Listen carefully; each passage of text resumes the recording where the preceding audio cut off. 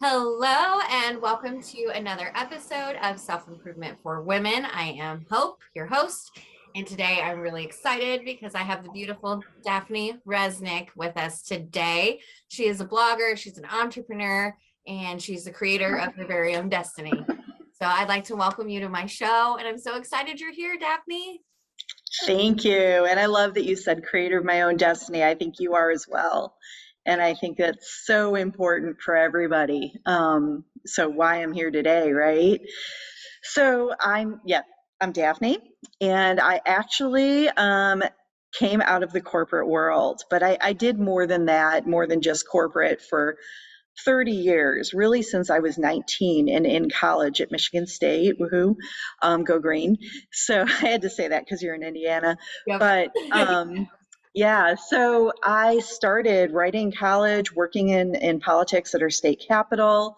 I just segued directly into that as I graduated. I went from paid intern in the legislative office into my career, and I was in that career for a while and kind of got over the politics thing. And this actually does segue into my free at 50 later. One of the things I realized, and you know this when you choose a certain type of career, and politics is one of those careers.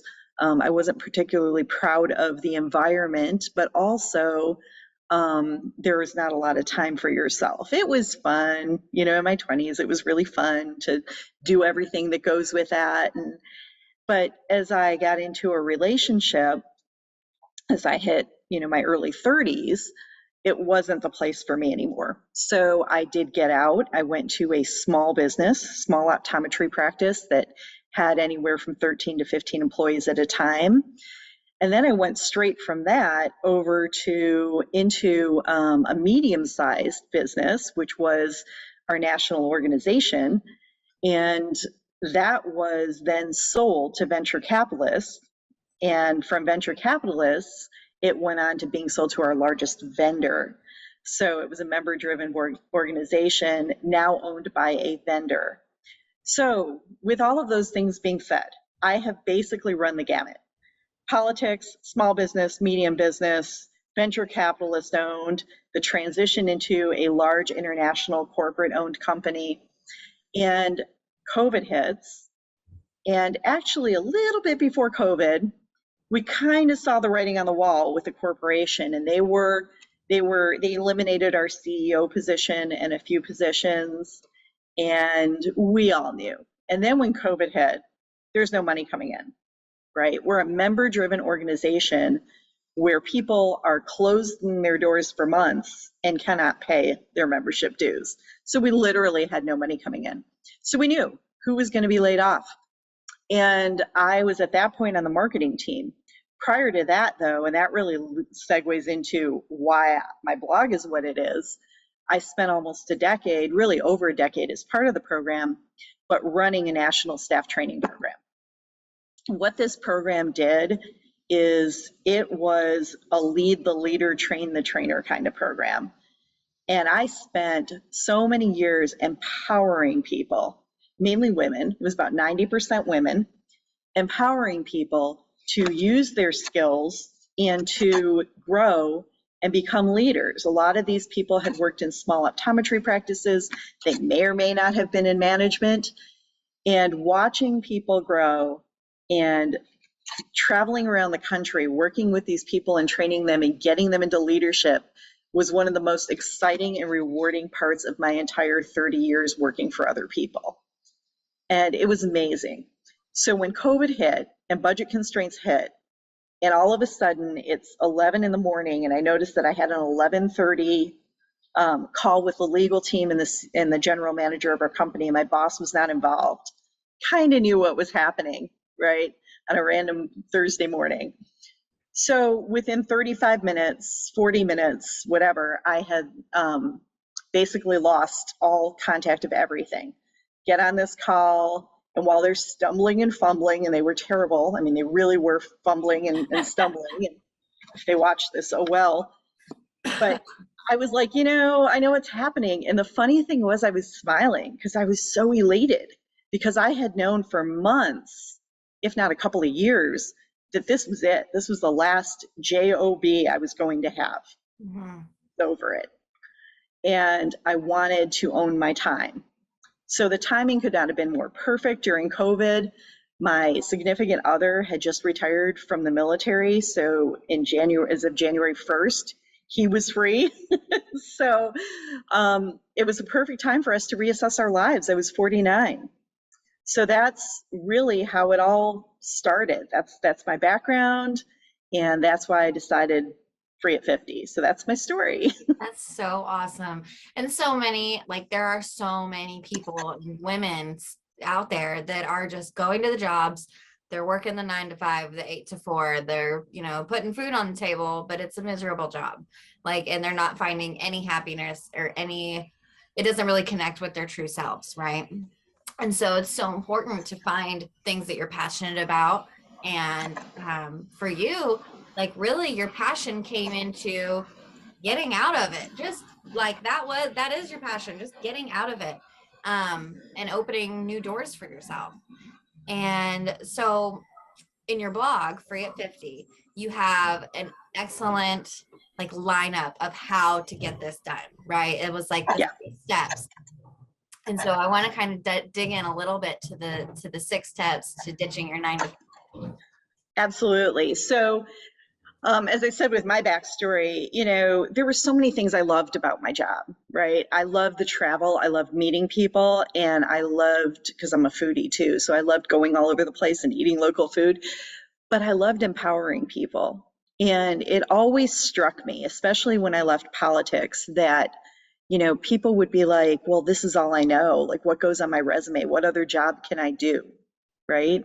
So my whole thing is you take your passions and you combine them with your skills and you create something to earn income that you love, right? So the first step is really finding your why. And, at 49, my why was not earning money. My why was time. It was owning my time, right? So Barbara Bush said, if you've ever seen this quote of hers, she was speaking at some graduation at some college or university, and she said, "You will never regret missing a conference call or a meeting," right? Right. But you will regret time that you don't spend with people you love. It gets me teary thinking about her saying that. It's true. But it struck me, right? It struck me. So my why was owning my time. And I think step one is knowing why you want to leave whatever situation you're in, whatever situation that is. And if it's a 9 to 5 situation, for me, it was not 9 to 5. It was, 8 to 8, 10 to 10. It was traveling, turn and burn, one night things. It was weekends. I mean, my birthday, and not that birthdays are so important at our age, but maybe, right? I mean, I had spent like 5, 7 years in a row where I was traveling on my birthday, even on Saturdays, and I was working.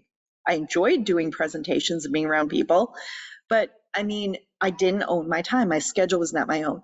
So step one is finding your why, knowing really why you want to switch your situation. And then step two is shifting your mindset, because likely if you're going to change your situation, you have to get in a new mindset. And I know it sounds a little woo and some people like the word and some people don't, but the reality is you have to change the way you think. Mm-hmm. And especially for me as a Gen Xer that was pushing 50, I was trained to be the first one in, the last one out, always account for your time, prove that you're relevant, prove that you're doing things. And to become an entrepreneur, I actually had read right after my layoff, a girlfriend of mine who was a colleague said, read The 4-Hour Workweek by Tim Ferriss. And that is a go-to for me. I keep it on my shelf behind me, right? So for those of you that aren't aware of the 4-Hour Workweek, it's not necessarily about working just 4 hours a week. It's about owning your time. Some weeks you might work 40 or 50 hours, and then you might take 2 weeks off. It's about working from anywhere, right? So it was an affirmation that it's okay. I don't have to have a set schedule. I don't have to prove myself. Now you're on your own. You need the mindset of an entrepreneur, and you have to open your mind to doing things that you might not have done before. and admit that after working 30 years for other people, you don't know everything. So there's a lot to learn, right, about your new. So that whole mindset shift about nobody but my business coach, and she doesn't always even know, is going to know if I accomplish something or not. They're not going to know what my plans were. So it's about really just owning your mindset as well. And then the third step was narrowing your options. Mm-hmm. So what I did after my and just interrupt me with questions if I'm just like No, rambling you're going too fine. fast. You're fine. But what I did was I knew that I love to write and I love to help people. Those are two things I really loved. So I decided I would kind of start a blog, and I was journaling my journey. And then also at the same time, a doctor friend of mine asked if I would help her make some changes in her business and do a special project consulting. So I'm like, okay. So I did both of those things. And even though I love the consulting, and now if I ever want to sell it as a course, I have the outline, I have it all set up. What I didn't love, as much as I love her, I didn't love still being on other people's schedules, Yeah. right? I was reliant on, can we, do something right now? Do we have to like postpone this next meeting?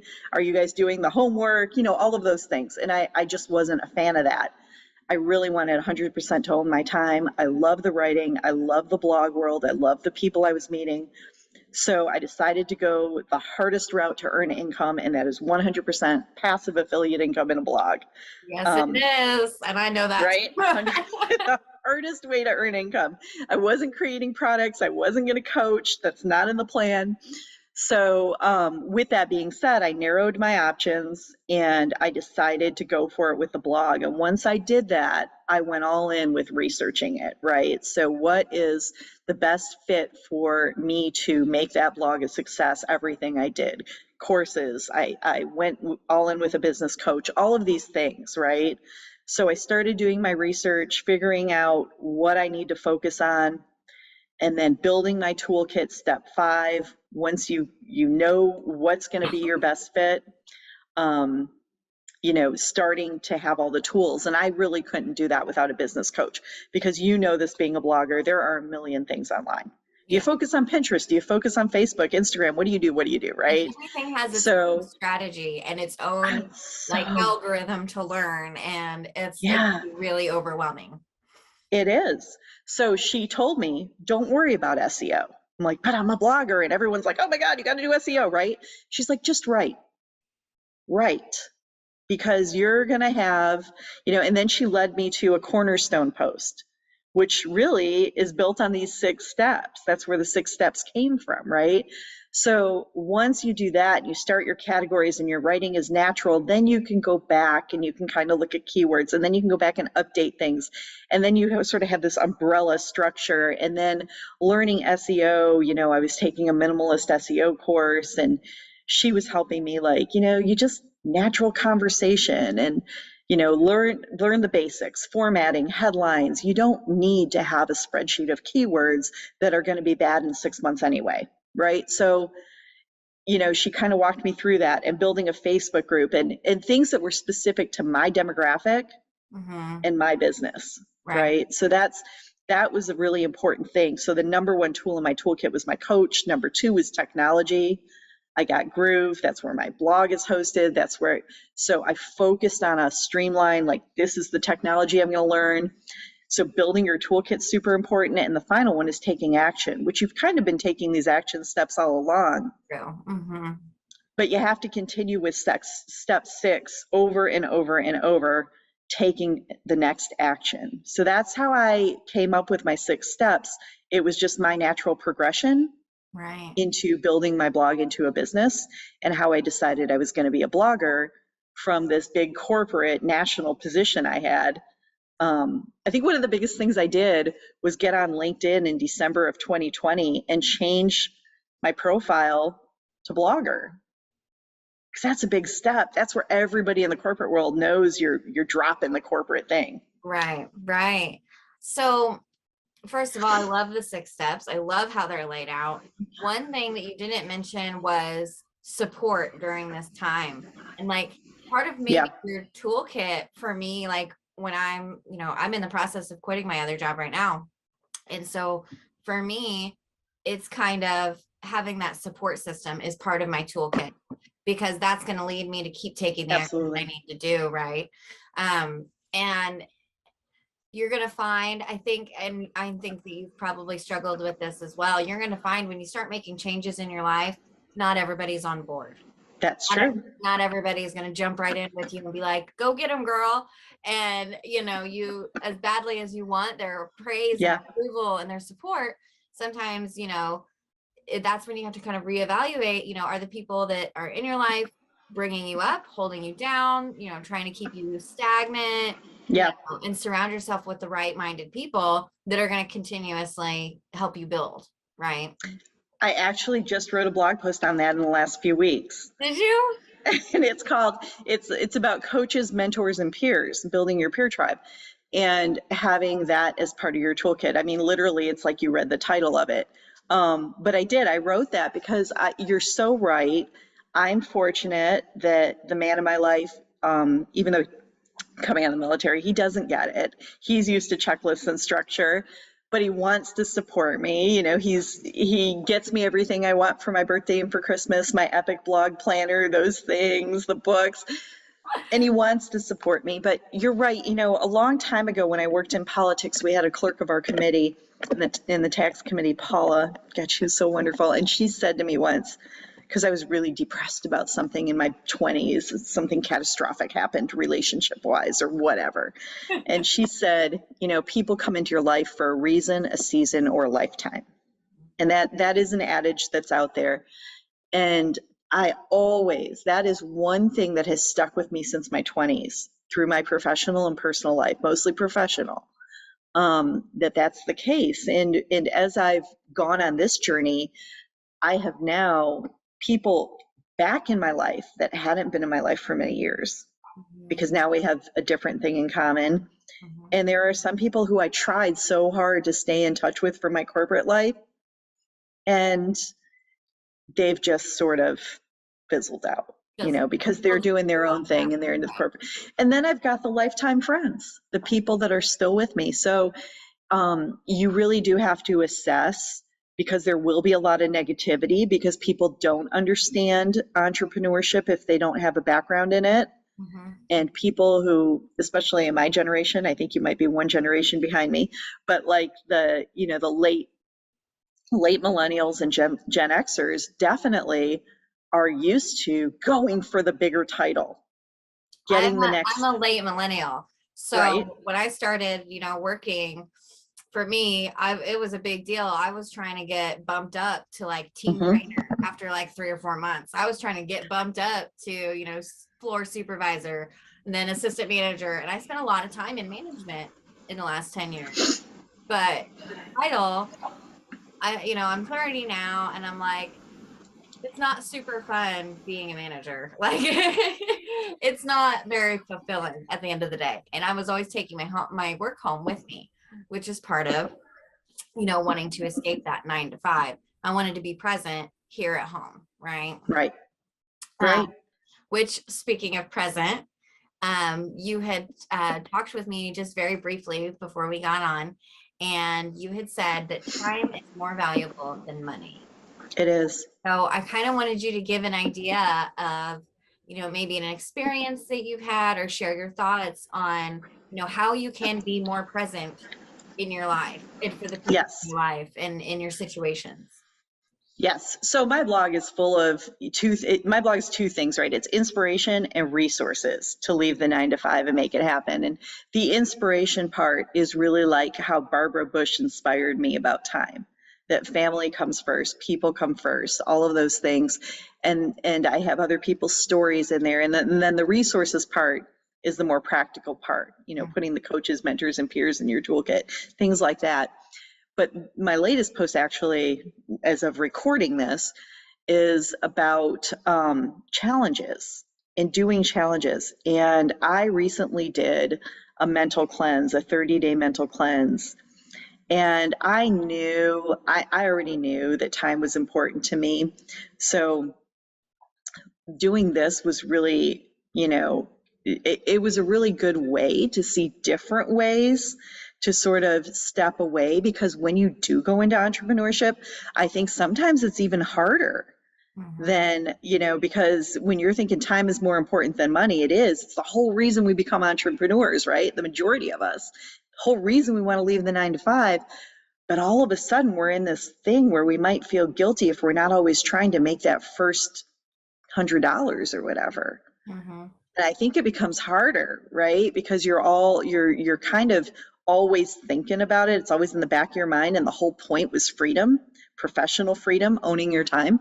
So I decided to do this 30-day mental cleanse that another blogger had out there. And one of the things that came out of this that I really think is so important is unplugging. Mm-hmm. And I knew this all along, but I was never very good at it. Now I truly do it. I will turn off my phone during the day. I'm not talking about like going to bed early or whatever. I mean, just take a spot during the day where you don't look at anything.